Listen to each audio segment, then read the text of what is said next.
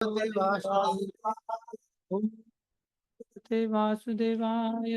ओम नमो भगवते वासुदेवाय। ओम नमो भगवते वासुदेवाय। ओम नमो भगवते वासुदेवाय। नारायणं नमस्कृत्यं नारायण नमस्कृत्यं नरं चैव नरोत्तमं नरं चैव नरोत्तमं देवीं सरस्वतीं व्यासं देवीं सरस्वतीं व्यासं ततो जयं मुदीरये। ततो जयं धीरये। नष्टप्रायेषु भद्रेषु नष्टप्रायेषु भद्रेषु नित्यं भागवत सेवया नित्यं भागवत सेवया भगवति उत्तम श्लोके भगवते उत्तम श्लोके भक्तिर्भवति नैष्ठी। भक्तिर्भवति नैष्ठिकी।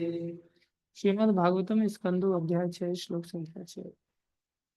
बाहवो लोकपालानां बाहवो लोकपालानां प्रायशः क्षेमकर्मणां प्रायशः क्षिमकर्मणां बाहवो लोकपालानां बाहवो लोकपालानां प्रायशः क्षेमकर्मणां क्षिमकर्मणां बाहवो लोकपालानां बाहवो लोकपालानां प्रायशः क्षेमकर्मणां। प्रायशः क्षिमकर्मणां।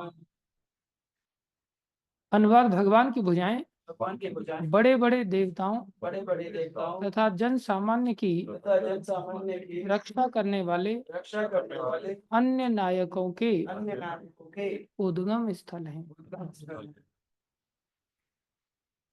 ओम ज्ञानं तिमिरन्धस्य ज्ञानाञ्जन शलाकया चक्षुरुन्मीलितं येन तस्मै श्री गुरुवे नमः। श्री चैतन्य मनोविष्णु स्थापितं येन भूतले स्वयं रूप नामयं ददाति स्वपदान्तिकम्। वन्देऽहं श्रीगुरु श्रीयुतापदकमलं श्रीगुरुन् वैष्णवांश श्रीरूपं सागरजातं सहगना रघुनाथान्वितं सजीवं सान्द्वैतं सावधूतं परिजनसहितं कृष्णचैतन्यदेवं श्रीराधा कृष्णपदान् सहगण ललिता श्रीविशाखान्वितांश्च। हे कृष्ण करुणा सिन्धु दीनबन्धु जगत्पते गोपेश गोपिकान्त श्रीराधा कान्त नमस्तुते। तप्त कांचन गौरंगी राधे वृंदावनेश्वरी वृषभानुसुते देवी प्रणमामि हरिप्रिय।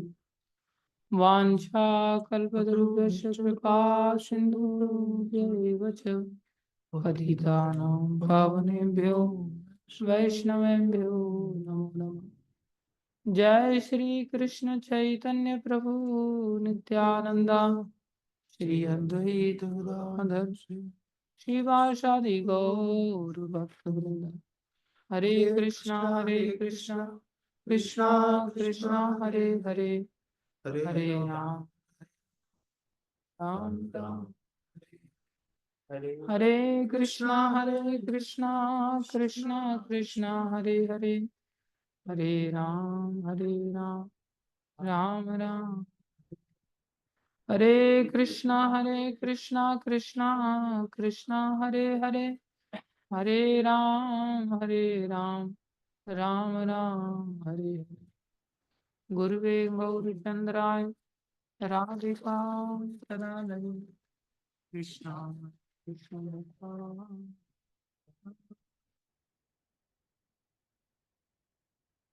हरे कृष्णा। यस बलदेव प्रभु, कल क्या बताया था, क्या लिखा है आपने?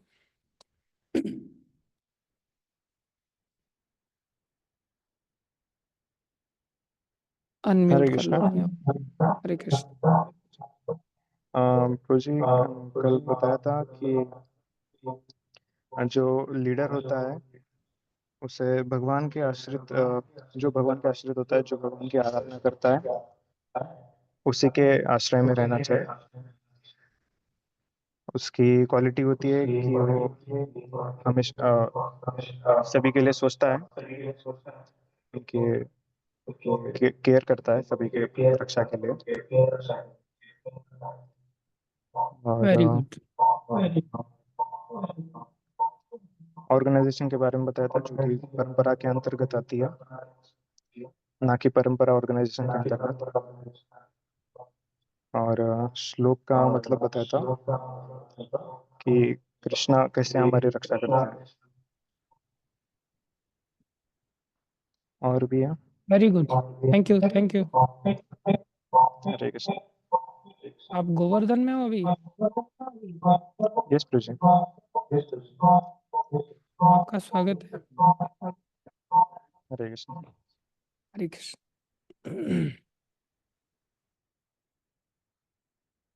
यस दिनेश प्रभु।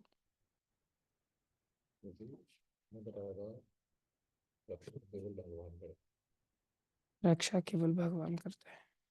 और क्या बताया था? भिक्षा अहंकार को नष्ट करने के लिए मांगी जाती है। और बताया आपने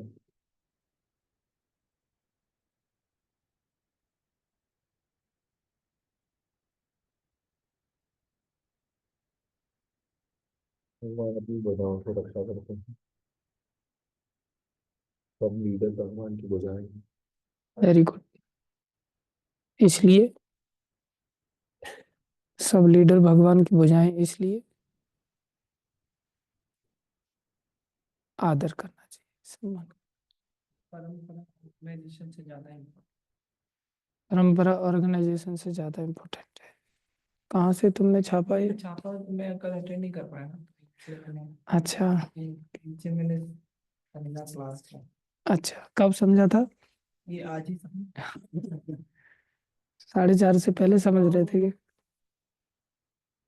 क्षेम कर्म प्रायः प्रायश क्षेम कर्म कलमशम नहीं है, कर्म नाम कर्म कर्म नाम।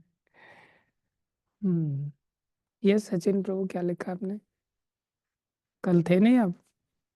कुछ लिखा नहीं? कुछ तो लिखना था। जब कुछ समझ में नहीं आए तो पूछ लेने का, प्रभु जी क्या लिखना है, वो भी बता दिया करेंगे। एक ही लाइन तो लिखना है बस, एक लाइन तो लिखना आना चाहिए। जितने भी लोकपाल हैं, बाहवो लोकपाला नाम। लोकपाल मतलब नायक, लोगों के नायक, उसे लोकपाल कहते हैं। छोटे लोकपाल भी हो सकते हैं, बड़े लोकपाल भी हो सकते हैं। घर का जो मुखिया है वो छोटा लोकपाल है, देश का जो मुखिया है वो बड़ा लोकपाल है। तो तुम्हारे मंदिर का लोकपाल कौन है? ये जगदीश हरि प्रभु हैं, राधा मोहन प्रभु हैं, ये लोग लोकपाल है मंदिर के। क्या हुआ? कल बुखार था। ऐसे भूखा मत रखा करो यार। आपने कुछ गड़बड़ किया होगा जिसकी वजह से भूखा कुछ नहीं?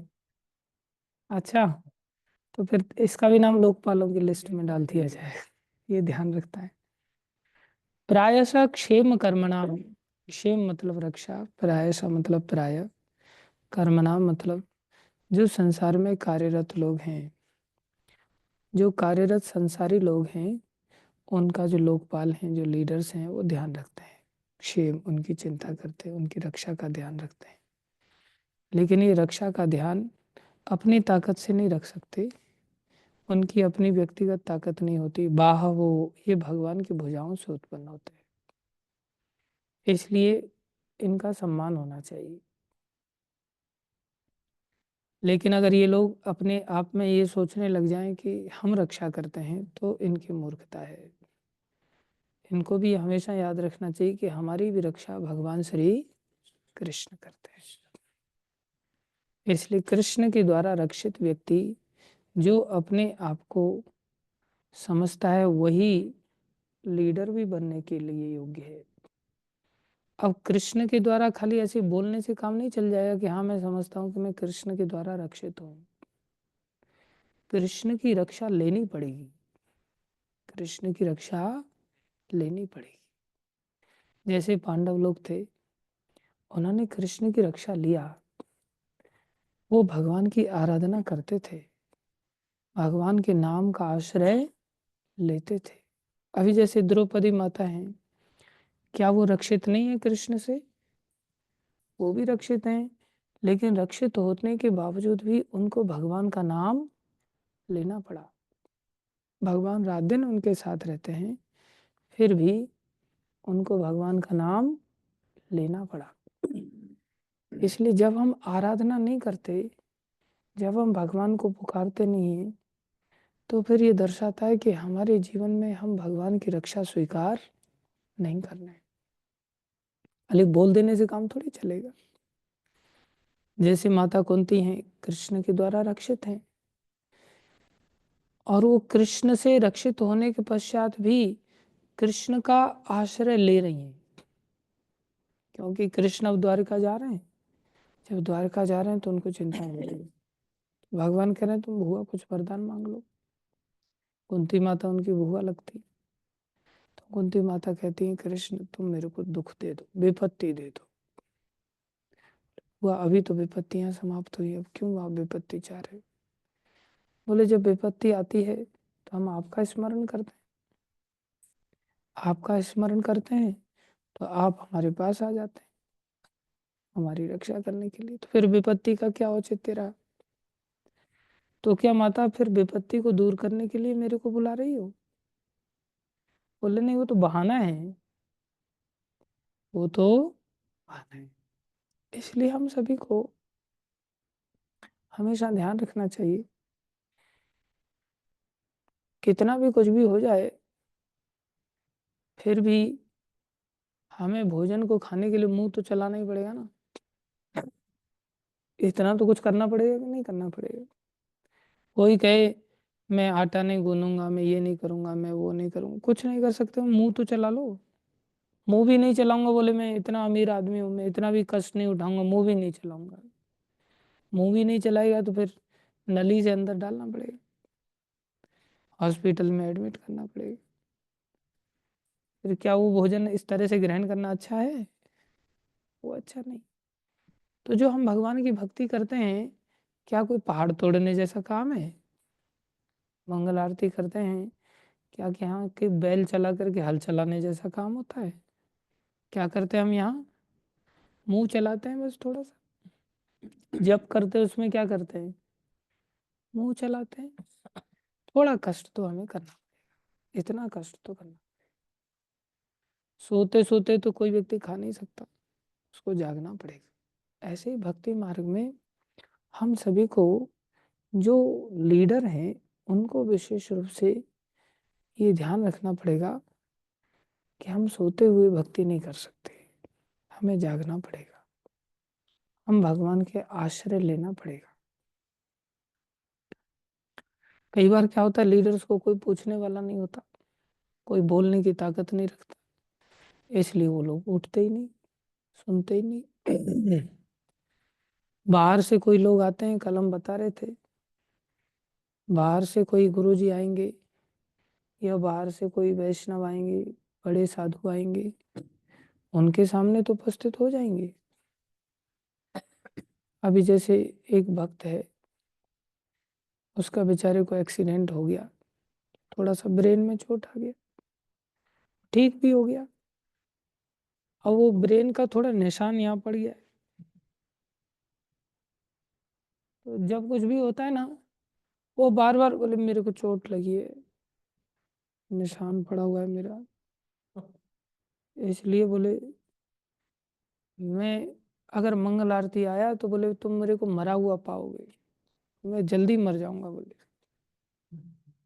सोच देखो कैसी बन जाती है, धारणा बन जाती। क्या चाहते हो मेरे को, मैं मर जाऊं, जल्दी मर जाऊंगा मैं? जो कि मंगला मरे हुए लोगों को जिंदा करने वाली है, जिनकी भक्ति मर जाती है एक प्रकार से।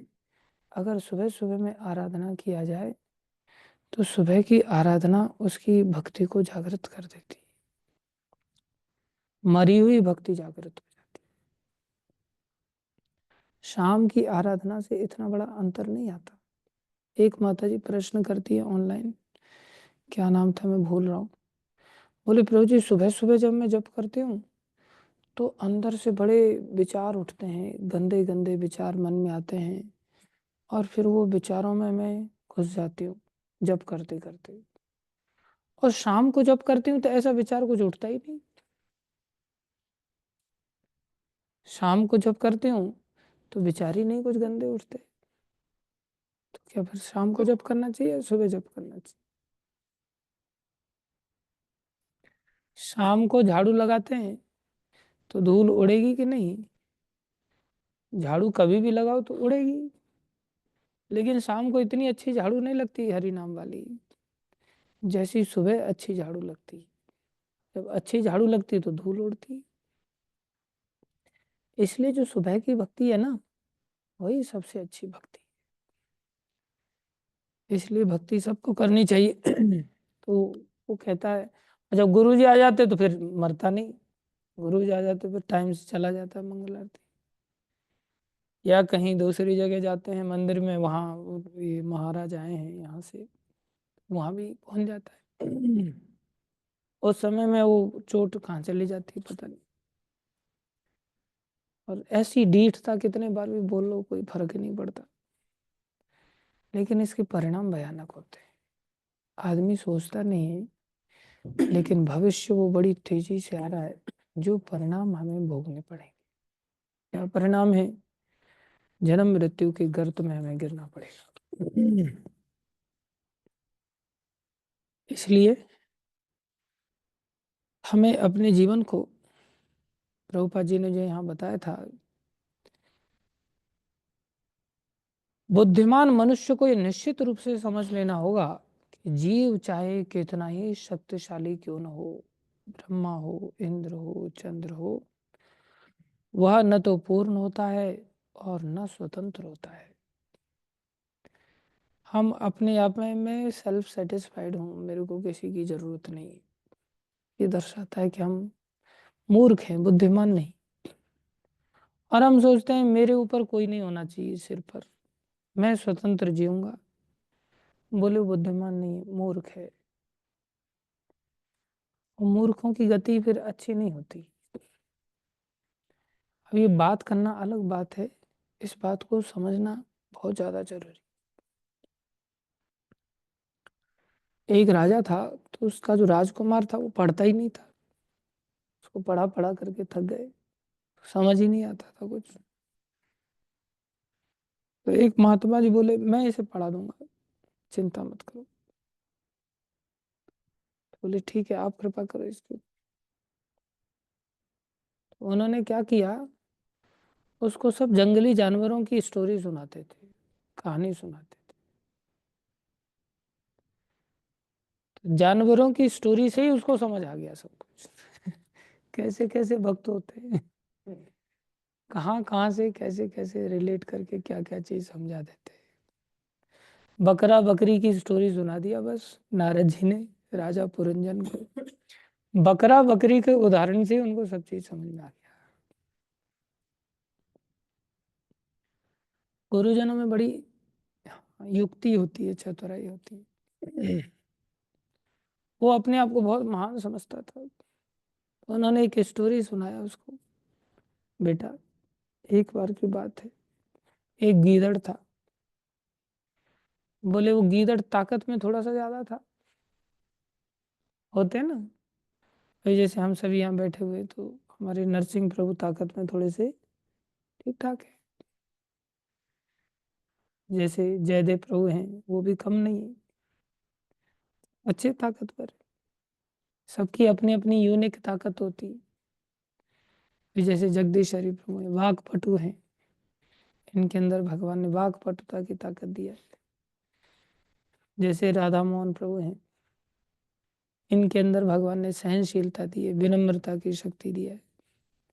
जैसे दिनेश प्रभु हैं, इनके अंदर भगवान ने पंक्चुअलिटी की शक्ति दी है। ये बिल्कुल जिस दिन से इन्होंने डीटी वर्शिप चालू किया है, 1 मिनट भी लेट शंख नहीं बजा, 1 मिनट भी। और इनके अनुयायी लोग भी काफी स्टैंडर्ड को फॉलो कर। जैसे हमारे नेगी प्रभु हैं, ये एक दिन भी चले जाते हैं तो लोगों की सांसें ऊपर नीचे हो जाती हैं। कई बार तो बोले सब चले गए प्रभु जी, और ऊपर से नेगी भी चला गया, तो फिर मैं भी चला गया, बोले बैग ले करके, बैग उठा करके। मतलब ये प्राण देने की ताकत है इनके अंदर, अच्छी सेवा करते हैं, कभी कुकिंग से ऊबते नहीं है, चाहे 2 आ जाए, 10 आ जाए, 20 आ जाए, 50 आ जाए। इनके लिए भी ताली बजा दो थोड़ा सा। और सबसे बड़ी बात मैंने इसके अंदर देखा, कभी भी आराधना में ढीला नहीं, नियमित मंगल आरती करता है, टाइम से मंगल आरती करता है। ऐसा प्राय देखने, कुक तो विशेष रूप से कभी नहीं करते। कुक तो मैं इतना लगा रहता हूँ, प्रभु जी सुबह मैं कैसे करूँगा, ये करूँगा वो करूँगा, मतलब उनको एक फॉर ग्रांटेड एक प्रकार से ले लेते हैं कि नहीं भी किया तो चलेगा, मैं इतना कुकिंग करता हूँ। लेकिन इसके अंदर ऐसी बात है। और सबसे बड़ा गुण है इसका कि मुंह से ज्यादा बोलता नहीं। बहुत अच्छी विशेषता मैंने इसके अंदर देखी। तो सब भक्तों की अपनी अपनी क्षमता है। जैसे ये है हमारे हेमराज प्रभु हैं, एक एक पॉइंट को एकदम नोट में, तेरे से पहले ही मैं बोलने वाला था, एक एक पॉइंट को एकदम लिखते हैं और प्रॉपर थीम के साथ लिखते हैं, और ऊपर से अंग्रेजी भाषा में जवाब देते हैं। बहुत अच्छी बात है। बहुत सारे संसारी लोगों को अंग्रेजी भाषा ही अच्छी लगती है, तब जाकर के वो थोड़े से झुकते हैं। तो ये अंग्रेजी भाषा के बहुत अच्छे, और अच्छा बनाओ और अच्छा प्रचार करने का। नोट्स बहुत अच्छा लिखता है, चेतो दर्पण के समय में ही सारे नोट्स पढ़ लेता है। बाकी चेतो दर्पण गाते रहेंगे, वो नोट्स पढ़ता रहेगा नीचे करके सारे के सारे, दोबारा भी पढ़ता है। और विनम्र है, ये विशेषता है इसकी। भय है इसके अंदर विनम्रता होने के कारण भक्तों से। अच्छी बात है। थाली इनके लिए भी बजा दो आप लोग, फिर ताली में बजा दो। स्वयं से ही जीवन को समर्पित किया है इन्होंने, कोई बहुत ज्यादा इनके पीछे कोई नहीं पड़ा, लेकिन फिर भी जीवन को समर्पित करने के लिए। जगन्नाथ के बारे में तो रोज ही कथा कर रहे हैं। अंदर जो जगन्नाथ है, नंबर तो आने दे पहले उसका, पहले यहाँ के नाथों का तो पहले देख लो। अभी जैसे हमारे गज गोपाल प्रभु हैं, जब से जुड़े हैं जुहू मंदिर में जाते थे, नौकरी करते थे और जाकर के प्रभुपा जी के पास बैठे रहते थे, और इनको किसी ने प्रचार नहीं किया, फिर भी इनको वहां जाकर के अच्छा लगता था। और वहीं जप करते रहते थे, किसी ने माला भी नहीं दी, बैठे बैठे जप करते रहे, किसी ने ये भी नहीं बोला कि भाई तुम जप किया करो।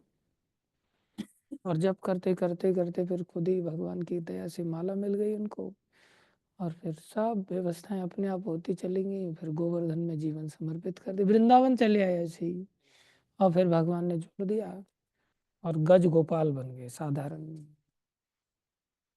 एक सिंगल डे भी कभी मिस नहीं करते मंगल आरती वगैरह, जबकि इतनी सारी समस्याएं पैरों में इनको हुई, लेकिन फिर भी कभी, जब सुबह सुबह ही कंप्लीट करते, दिन भर जो सेवा दे दो सब सेवाओं के लिए तत्पर रहते हैं। बहुत अच्छे। ये बालक सचिन है, ये भी बहुत अच्छा बालक है। इसके अंदर विनम्रता अच्छी दिखाई दी मेरे को। ये भी बहुत कम बोलता है, ये भी ज़्यादा बोलता नहीं, लेकिन विनम्रता अच्छी है। और मैंने इसके अंदर देखा, एक बार जब मैंने सेवा के ऊपर प्रवचन दिया, तो दूसरे दिन खुद ही आकर के पूछता है, प्रभु जी मेरे को क्या सेवा है, क्या सेवा करूं बताइए मेरे। बाकी बच्चे भी थे, लेकिन बाकी बच्चों ने ऐसा नहीं पूछा, लेकिन ये खुद से आकर के पूछा। कई बार लोगों के हृदय में बात टिकती नहीं है ना, गंभीरता से जब सुनते हैं तो टिक जाती। इसके दिमाग में टिक गया। दूसरा सचिन भी बैठा है, इसके लिए भी ताली बजाओ बेचारे। वो संगति में आकर के भटक भी गए थे, चला गया था, लेकिन फिर से इसको अनुभूति हुई, बोले वापस मंदिर ही जाना चाहिए। वापस आया, गले लगा। इसका दूसरा मित्र भी था, ये दोनों बच्चे अच्छे हैं। पवन अंदर अंदर डीटी वर्शिप में लगा हुआ है, अभी तो प्रमोशन हो गया अभी तो उसका। आज तो पूरा एकदम से दोनों आकर के फिर बच्चे की तरह एकदम रोने लग गए, प्रभु जी हम वापस आना चाहते हैं, वापस यहीं रहेंगे। पवन को भी मैंने देखा, इतना कम समय में उसने फटाक से तुम्बा वगैरह बजाना सीख लिया, और वो भी अच्छा पंक्चुअल बालक है। शुरू से ही जब से हमने उसको देखा है, उस पर और इन दोनों बच्चों पर अपने हृदय, हालांकि सबके प्रति प्रेम तो है ही, लेकिन इन दोनों के प्रति को ज़्यादा ही मेरे को प्रेम आता है। और इनको भी मेरे प्रति काफ़ी सम्मान है, मेरे को कुछ करने नहीं देते, बीच में आकर के टांग अड़ाते हैं बराबर। अच्छी बात है, इन दोनों बच्चों का भी विशेष धन्यवाद देते हैं। ये दूसरा नया सचिन बालक आया है, जब से आया बेचारा रोज मंगल आरती उठ के आ जाता है, डांस भी करता है दूसरों को देख करके। हालांकि इसको कहना नहीं पड़ा कि तू डांस कर, फिर भी उछलता कूदता है। अच्छा बालक है। ऐसे ही जयदेव प्रभु हैं, इनका वर्णन तो हम पहले कर चुके हैं शक्ति को लेकर के, लेकिन खाली वही शक्ति नहीं, ये भी सभी भक्तों के साथ कोऑपरेट कर लेता है, सभी के साथ इसकी जम जाती है, जैसे तैसे करके जमा लेता है। और खाने पीने का भी सबका विशेष ध्यान रखता है। जगन्नाथ जी की सेवा करता था तो जगन्नाथ जी का स्टैंडर्ड इसने भोग लगाने का इतना बढ़िया बना दिया था कि पूरे देहरादून से लोग बड़े बड़े थैले भर भर के लाते थे। और मैं हैरान होता था कि यार ये लोग भी इतनी दूर से स्कूटी वगैरह पर, कार में, जैसे तैसे करके लोग जगन्नाथ जी के लिए भोग बना करके लाते थे। और जगन्नाथ जी के खूब मजे हुए थे उस समय में। तो बहुत अच्छा लोगों को कोऑर्डिनेट कर लेते हैं, लोगों को कल्टीवेट कर लेते हैं, इनका भी हम अभिनंदन करते हैं। हरि बोल हरि। अंदर जगन्नाथ है, वो तो बेचारा जी प्रभु जी बोलता है हमेशा। चिल्लाता हूँ मैं इधर उधर जगन्नाथ, तो कभी कभी कई बार ये जवाब नहीं देता ना, इधर उधर कहीं कोने में घुसा रहता है। तो मेरे को लगता है इतना जोर से चिल्लाता तो कहीं साक्षात जगन्नाथ जी ना कभी आ जाए इसके बहाने। जब पुकारता हूँ तो मेरे को ऐसा लगता है कि हो सकता है जगन्नाथ जी जैसे, हाँ वो बुलाया था ना नारायण अजामिल ने, पुत्र को बुलाया था लेकिन नारायण भगवान के दूत आ गए। तो मैं भी ऐसा सोचता हूँ, कभी अगर मैं ऐसी विपत्ति में फंस गया कभी और मैंने जगन्नाथ को पुकारा, तो हो सकता है इस जगन्नाथ जी के वजह दूसरी जगन्नाथ ना आ जाए, प्रकट हो जाए। और यही बड़े प्रेम से उत्तर देता, जी प्रभु जी। ऑलराउंडर बालक है, ये भी डीटी वर्शिप वगैरह बहुत तेजी से सीख गया और करता भी है। इधर उधर दीवारों के पीछे छुपता है, जब कोई गड़बड़ करता है ना तो एकदम से ऐसे देखेगा, प्रभु जी देख तो नहीं रहे हैं। और इसको पता नहीं प्रभु जी की गिद्ध जैसी नजर है। दीवारों को भेद करके एक्सरे से देख लेता हूँ मैं कौन क्या कर रहा है। इवन व्हाट्सएप पे भी कौन मैसेज भेज रहा है वो भी मेरे को दिखाई देता है।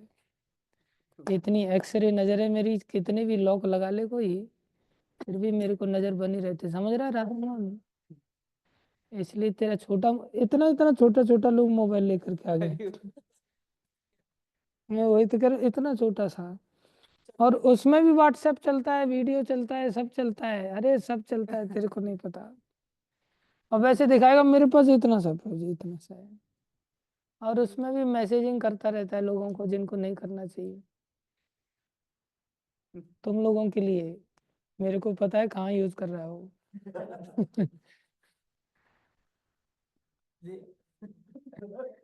सब बातें तू भी नहीं बताता उसको, तेरी भी बातें बाद में पता चलती हैं उसको, तो उसकी भी बातें तू कैसे जान लेगा, वो भी तेरे को बाद में पता चलेंगी। बताएगा जब खुल जाएंगी अपने आप तब। अभी खुली नहीं है ना। तेरे जीवन में भी खुशबू आ जाएगी उसकी, खुशबू, खुशबू मतलब बदबू आ जाएगी। इस संसार की, संसार के लिए खुशबू होती है। चलो ध्यान दो इधर, सब लोग बहुत अच्छे हैं। हम बता रहे थे शक्तिशाली, कोई व्यक्ति कितना भी अलग अलग प्रकार की शक्तियों को क्यों न धारण करता हो, लेकिन ऐसे शक्तिशाली संपन्न लोगों को भी सदा ध्यान रखना चाहिए कि हमारे पास जो कुछ भी शक्ति है ये केवल कृष्ण की कृपा से है, हम स्वतंत्र नहीं। थोड़ी भी शक्ति आ जाती है तो प्राय आदमी स्वतंत्र हो जाता है, आजादी से जीवन जीता है, उस शक्ति से अहंकार से युक्त होकर के जीवन जीता है। हम उस बालक की घटना सुना रहे थे राजकुमार की, जिसको महात्मा कहने लगे कि बेटा एक गीदड़ था और अन्य गीदड़ों से वो थोड़ा ताकतवर था। जैसे आप सभी अलग अलग क्वालिटीज को लेकर के मेरे से ताकतवर हैं। सबसे दुर्बल गीदड़ यहाँ के भक्तों में मैं ही हूँ एक प्रकार से। बाकी आप सब सबल गीदड़ है। मतलब अच्छे भक्त है, शक्तिशाली। तो बोले वो ताकतवर गीदड़ था। और जब ताकतवर होता है तो उसकी नजरों से ही लोग चलते हैं, है कि नहीं? दिखाता है नहीं तो देख ले फिर। कुत्ते को भी देखा होगा ना, जिस जो मोटा कुत्ता होता है उसकी पूंछ ऊंची करके बढ़िया। बंदर को भी देखा होगा, ताकतवर बंदर होता है ना, बिंदास चलता है वो, एकदम से डरता नहीं वो, पूरे ग्रुप को लीड करता है वो। तो बोला बेटा, एक ताकतवर गीदड़ था, और इतना उससे लोग दबके रहते थे। दबके रहते हैं लोग कई बार, लोगों को भी सामने वाले व्यक्ति से बचना है, और चाहिए भी होता है कुछ, और सामने वाले व्यक्ति को थोड़ा प्रेज कर दो, थोड़ा उसकी प्रशंसा कर दो। अरे प्रभु जी, आप तो कितने बढ़िया हैं, कितने महान हैं, ऐसा है वैसा, आप तो साक्षात महाराज हैं। कई बार हमारी लोग सिफारिश भी लगाएंगे गुरुजनों को जाकर, इनको तो सन्यास दे ही दो बस, ये तो सन्यासी से कम नहीं, साक्षात महाराज है। तो प्रेज भी किया जाता है।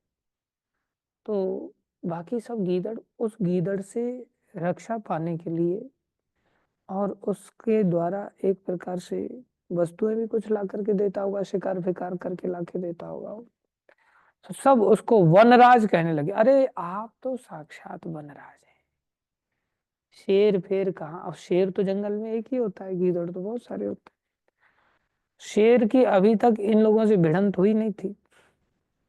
तो सब इसको बोलने लगे, आप तो वनराज हैं, असली वनराज तो आप ही हैं। अब तो इसका नाम ही पड़ गया क्या, वनराज, वन के राजा।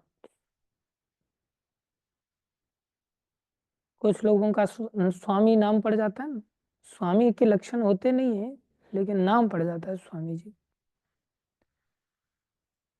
ऐसे ही महाराज जी, ऐसे ही मोटे प्रभु जी, ऐसे ही बड़े प्रभु जी, ऐसे भी नाम पड़ जाता है।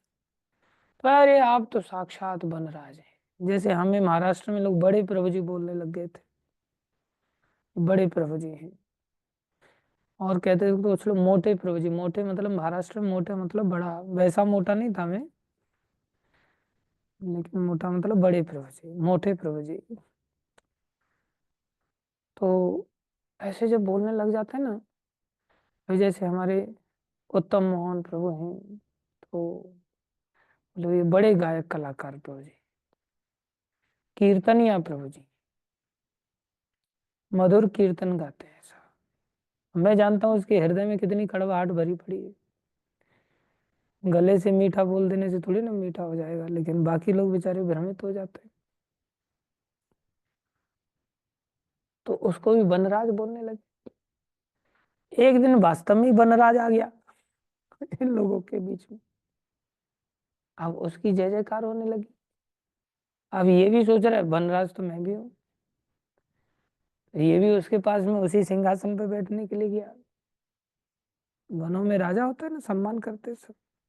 जैसे ही पास में तू कहाँ आ रहा है कई बार ऐसा होता है। एक बार गाडगे बाबा कॉलेज है भुसावल में, तो हमारे शिक्षा गुरु प्रभु एज ग्रेस गोकुलेश्वर प्रभु का हमने कार्यक्रम रखा वहाँ। तो कार्यक्रम रखा तो हमने ऑर्गेनाइज किया था। हम बच्चे ही थे, स्टूडेंट थे, धोती कुर्ता पहन करके गए थे। तो प्रभु जी के लिए वहाँ कुर्सी डाली गई थी। उन लोगों ने तो, जो हम दूसरे कॉलेज से गए थे, तो उन्होंने बाकी भक्तों के लिए भी दो चार कुर्सियाँ डाल दिया। तो दो चार कुर्सियाँ डाला, तो हम भी उनके पास जाकर के बैठ गए, क्योंकि स्टेज पर कुर्सी बैठने को मिल रही थी। प्रभु जी बैठे, और फिर मैं भी पास में जाकर के बैठे। मैं सोची हमारे लिए डाली है, सब भक्त लोगों के लिए डाली, बाकी तो किसी की हिम्मत नहीं हुई वहां बैठने की, लेकिन मैं जाकर के बैठ गया। वनराज की आदत पड़ गई थी ना तो जैसे ही मैं जाकर के बैठा, प्रभु जी ऐसे देख रहे मेरी ओर, मैं प्रभु जी की ओर देख रहा हूँ। फिर भी मैं इतना बेवकूफ, मेरे को समझ ही नहीं आया क्या करना है मूर्खता की पराकाष्ठा। फिर प्रभु जी ने इशारा किया, हरि बोल नीचे जाओ उनको कहना पड़ा हरि बोल नीचे जाओ। तब मेरे को अकल आई, और फिर मैं तुरंत एकदम से घबरा गया। अरे हम तो इतनी औकात रखते ही नहीं थी यहाँ बैठने की फिर नीचे सर के। खैर वो तो प्रभु जी थे। हमने तो एक बार ये भी बताया था कि गुरु महाराज के साथ हम एयरपोर्ट पर थे जम्मू में, और महाराज ने कहा बैठ जा बैठ जा बैठ जा। महाराज बैठे हुए थे, इंतजार कर रहे थे फ्लाइट का। हम महाराज के साथ ही जिस बेंच पे महाराज, तू भी बैठ जा इधर ही, बैठ जा इधर ही। मैं बोला नहीं नहीं बैठना, बोल रहा हूँ आज्ञा पालन करना चाहिए। मैं सोच आज्ञा पालन तो करनी चाहिए भाई, मेरे को क्या पता था मेरी परीक्षा हो रही है। आज्ञा पालन के चक्कर में बैठ गया। बड़े सारे स्टार वाला एक अधिकारी आया और वो महाराज को सीधा नीचे फर्श पर लेट के दंडवत प्रणाम किया उसने, और वो नीचे फर्श पे ही बैठ गया वर्दी फर्दी के साथ। अब महाराज ने उसको नहीं बोला ऊपर बैठिए आप, कुछ नहीं, महाराज उसके साथ ऐसी वार्ता करने लग गए। तब मेरे को बड़ी शर्म आई, ये बेचारा इतना बड़ा अधिकारी नीचे बैठा है और मैं वनराज बन करके साइड में बैठा हूँ। मैं तुरंत नीचे खिसक गया, बड़ी मुश्किल से धीरे धीरे खिसका। महाराज मेरी ओर देख रहे हैं और महाराज मुस्कुरा रहे हैं। चलो अच्छी बात है, बेवकूफ को अकल तो आई। कई बार हम लोगों को सेंस नहीं होता कि किसके साथ बैठना है, कैसे बैठना है, कैसे उठना है। गुरुजन भी बहुत ज्यादा ऐसे शासन नहीं करते, वो भी सोचते कि चलो प्रेम से ही सीख जाए। लेकिन ये मौका भक्ति मार्ग में होता है, संसार में ये मौका नहीं होता। जो ऐसा संसार में वनराज बनने का प्रयास करता है वो पास में चला गया, एक थप्पड़ मारा दूसरे वनराज ने। जो असली वाला वनराज था शेर, एक थप्पड़ में राम नाम सत्य हो गया उसका। उस राजकुमार ने सीख लिया भैया हमें बड़ा नहीं बनना चाहिए, संसारी दृष्टि से अहंकार से युक्त नहीं होना, मैं बड़ा हूँ, मैं भी वनराज हूँ, ऐसा नहीं। ये मैं जीव को नष्ट कर देती, परिणाम मृत्यु होता है। इसलिए मृत्यु की ओर नहीं जाना चाहिए। संसार में जो प्रतिष्ठा है ना, हर व्यक्ति वनराज बनने का प्रयास करता है, हर व्यक्ति को चिंता सताती है मेरा कोई कंपटीटर पैदा ना हो जाए। ये जो संसार की प्रतिष्ठा की दौड़ है ना, ये सीधा मृत्यु की दौड़ है। उस राजकुमार को इतना गंभीर पाठ इतनी छोटी सी घटना से समझा दिया उन्होंने।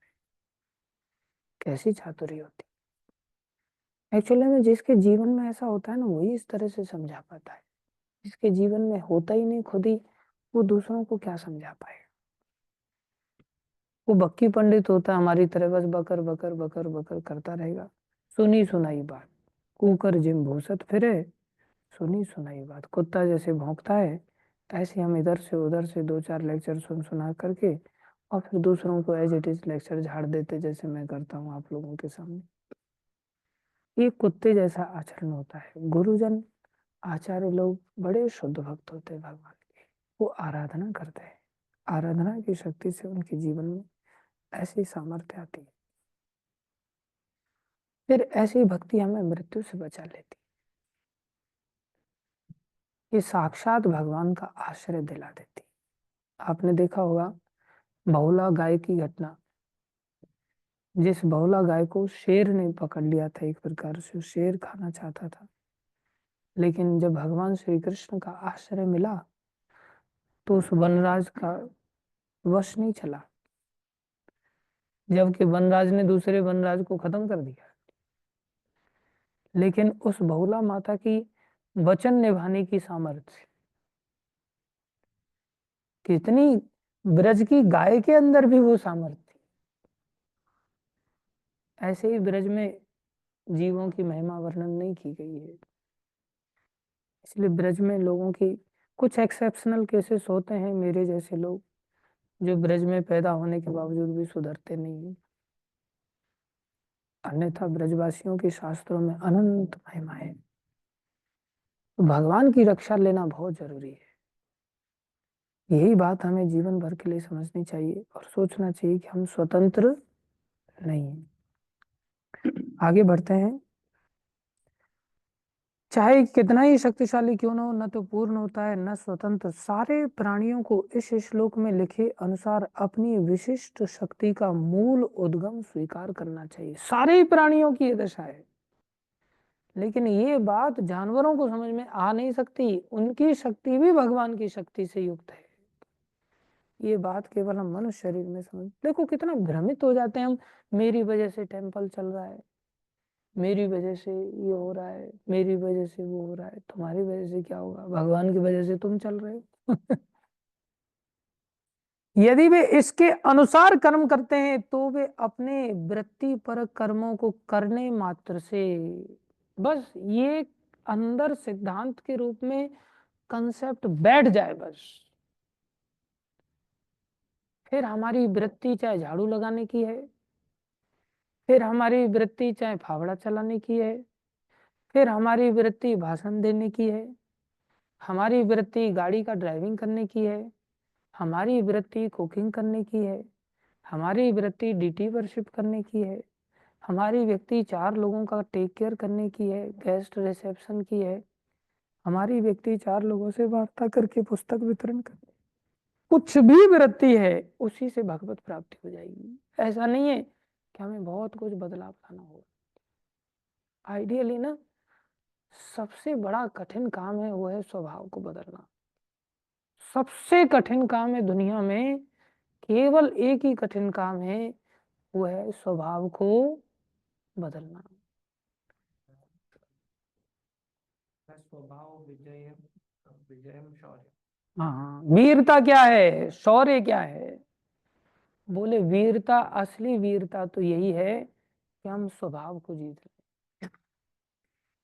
रथी, महारथी, अतिरथी, बोले इन सबको वीर माना गया है, और ये ऐसे ऐसे शक्तिशाली होते हैं। अतिरथी तो कि दुनिया की कितनी भी सैनिक आ जाएं सबको अकेला हैंडल कर सकता है, बोले उसको भी इतना बड़ा वीर नहीं माना गया। वीरता तो इसमें है कि हम अपने स्वभाव को जीत लें। और बोले इतना तो कठिन काम हो जाएगा, बोले मत जीतो, स्वभाव के अनुसार ही काम करो। तमोगुनी स्वभाव है तमोगुनी काम करो, रजोगुनी स्वभाव है रजोगुनी काम करो, सतोगुनी स्वभाव है सतोगुनी काम करो। अपने वृत्ति परक कार्य से ही तुम भगवान को पालो। बस एक बात दिमाग में बिठा लो, क्या? कृष्ण ही सभी कारणों के कारण, कृष्ण ही सब चीजों के स्रोत है। बस वहीं से महात्मा बन जाओगे। ऐसा नहीं कि लाल कपड़ा पहनने से महात्मा बनोगे, सफेद कपड़ा पहनने से कम महात्मा रह जाओगे। संसार में हर परिस्थिति में व्यक्ति महात्मा बना रह सकता है। बस अपने जीवन को कभी स्वतंत्रता और पूर्णता के रूप में आदमी ना समझे। अगर स्वतंत्र और पूर्ण समझ रहा है, समझ लो उसने कृष्ण को भुला दिया। या संसार में किसी और को पूर्ण समझ रहा है और को भी स्वतंत्र सत्ता के रूप में ले रहा है, तो भी उसने कृष्ण को भुला दिया। इसलिए प्रभुपाद जी कितनी बड़ी बात कह रहे हैं, यदि वे इसके अनुसार कर्म करते हैं तो वे अपने अपने वृत्ति पर कर्मों को करने मात्र से जीवन की सर्वोच्च सिद्धि प्राप्त कर सकते हैं। और यह सिद्धि क्या है भैया? प्रभुपाद जी कृपा करके बता रहे हैं, ये सिद्धि है शाश्वत जीवन। सिद्धि क्या है? शाश्वत जीवन। और क्या कह रहे हैं? पूर्ण ज्ञान। सिद्धि क्या है? पूर्ण ज्ञान, सत चित तथा अक्षय आशीष। अक्षय आशीष, आशीष मतलब वरदान, वरदान मतलब भाग्य। सब वस्तु हमें प्राप्त हो जाएंगे, आनंद की प्राप्ति होगी, अक्षय आशीष। जब तक विश्व के शक्तिशाली व्यक्ति अपनी अपनी शक्तियों के उद्गम को अर्थात भगवान को स्वीकार नहीं करते, तब तक माया के सारे कार्यकलाप चलते रहेंगे, तब तक हम माया के अधीन। कृष्ण को स्वीकार करना छोड़ करके हम सब फिर माया के अधीन। माया के कार्य ऐसे होते हैं कि शक्तिशाली व्यक्ति भ्रामक भौतिक शक्ति द्वारा दिग्भ्रमित होकर अपने को इस विश्व में सर्वे सर्वा मान बैठता है और इस चेतना का विकास नहीं कर पाता। बस फिर भोगों की चेतना बनी रहती। इसलिए जब हम भक्ति करते हैं, इस चेतना का थोड़ा विकास कर लेते हैं ना, तो फिर हमारी भोगों की जो वृत्ति है ना अपने आप नष्ट हो जाती। और नाम निशान तक मिट जाता है। सिर्फ इस चेतना को जागृत करना है। अब देखो, सारे संसार में अगर नदियों की गिनती की जाए तो लाखों नदियां हैं, और सब नदियां लाखों की मात्रा में कहाँ जाती हैं? समुद्र में जाती हैं। समुद्र में जाकर के नदी घुसते ही समुद्र में जाकर के अपनी सत्ता खत्म कर देती है। समुद्र में घुसते ही उसकी सत्ता खत्म हो जाती है। ऐसा नहीं कि 10-20 किलोमीटर पे जाके खत्म होगी, घुसते ही खत्म हो जाती। समुद्र की विशालता ऐसी, लाखों नदियों को समुद्र ऐसे समा लेता है जैसे, हाँ, तवे पर एक आध बूंद डाल दी जाए, एकदम से खत्म, रूप खत्म, रंग खत्म, स्वाद खत्म, सब खत्म। ये बात भगवान श्री कृष्ण ने भगवत गीता में बताया। बोले, हमारे हृदय में जो कामनाएं उठती हैं ना, ये 1-2 की संख्या में कामनाएं नहीं उठती, ये लाखों की तादाद में अंदर इच्छाएं उठती रहती। लेकिन ये इच्छाएं तो उठेंगी क्योंकि हम संसार में बद्ध जीव हैं। लेकिन अगर ईश चेतना जागृत कर लिया, अगर कृष्ण चेतना जागृत हो गई, आंतरिक रूप से कृष्ण का चिंतन करने लग गए, बस फिर जितनी भी नदियां उठेंगी वो एकदम से घुसती चली जाएगी। अपूरे मानम अचलम प्रतिष्ठम समुद्र मापह प्रविशन्ति यद्वत् तद्वत् तद्वत् प्रविशन्ति तद्वत् कामा प्रविशन्ति सर्वे स शांतिम आपनोति न काम काम। उसी को शांति मिलती। कामी व्यक्ति को कभी चित्त में शांति नहीं मिलती।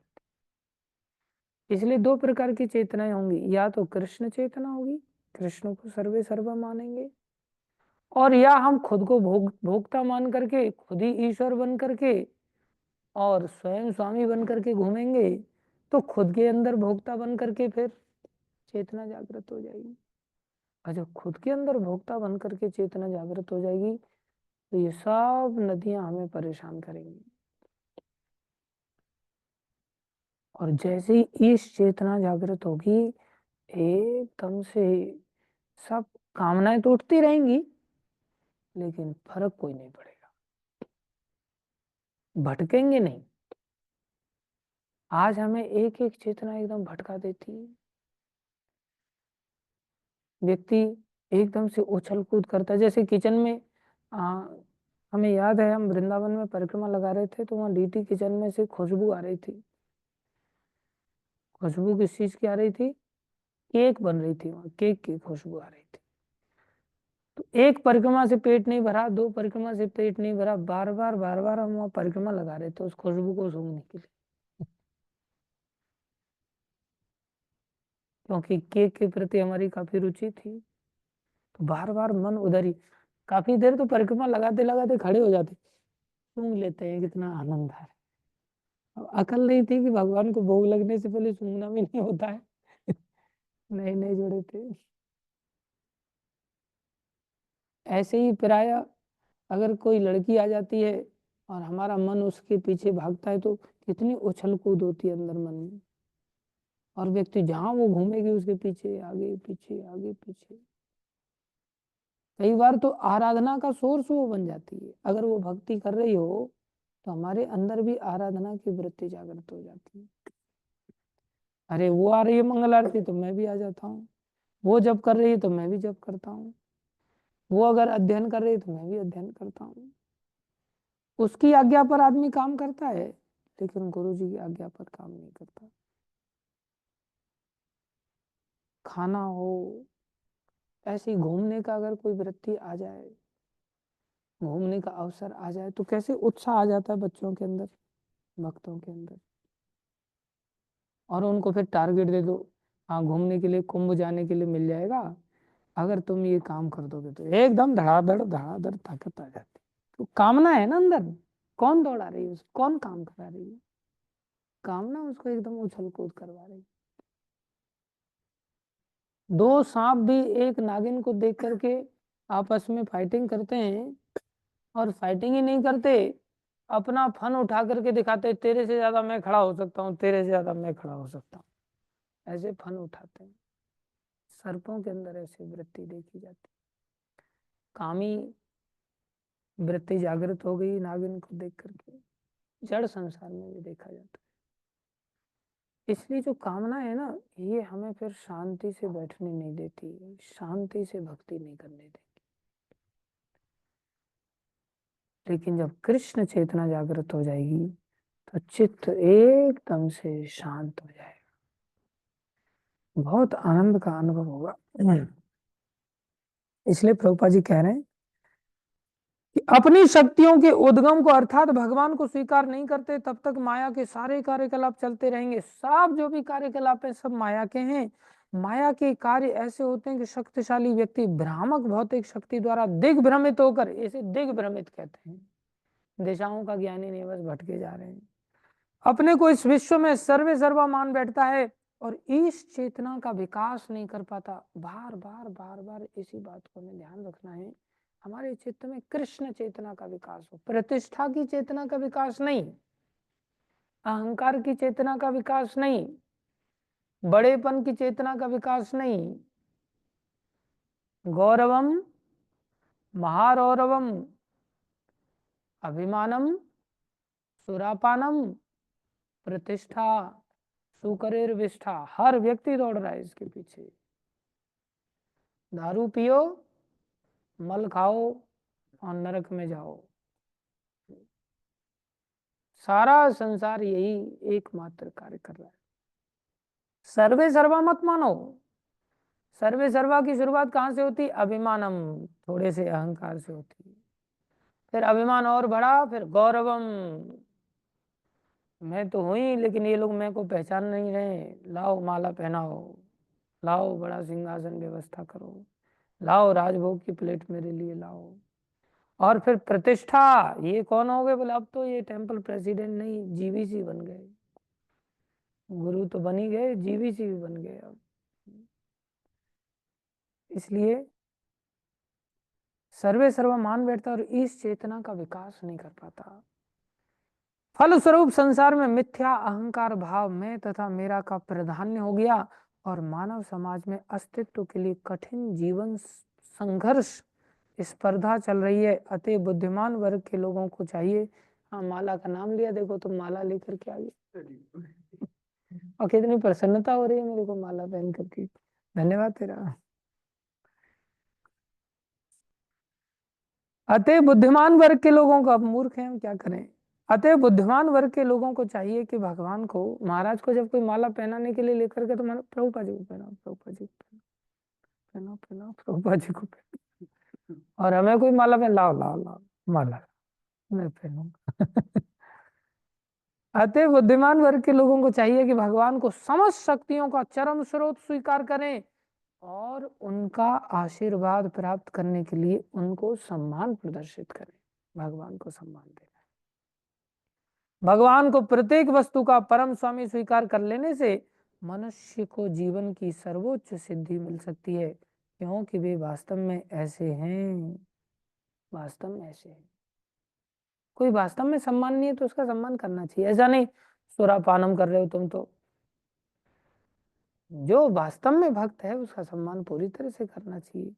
जो वास्तव में ऐसा लीडर है, जो अपने लीडर भगवान को मान रहा है या अपने किसी लीडर का सम्मान कर रहा है, जो जान रहा है कि मैं भगवान की भुजाओं का एक प्रतिनिधित्व मात्र कर रहा हूँ, मैं निमित्त मात्र हूँ, उसका जरूर सम्मान होना चाहिए। जो नहीं मानता वो सम्मान का अधिकारी। धन्यवाद सभी भक्तों का। सब लोग जप कर सकते हैं 7:30 बजे तक। भागवत महापुराण की जय, श्री प्रभुपाद की जय, श्री गुरु महाराज की जय, अनंत कोटि वैष्णव वृंद की जय, आप सब भक्तों की जय का। हरे कृष्ण।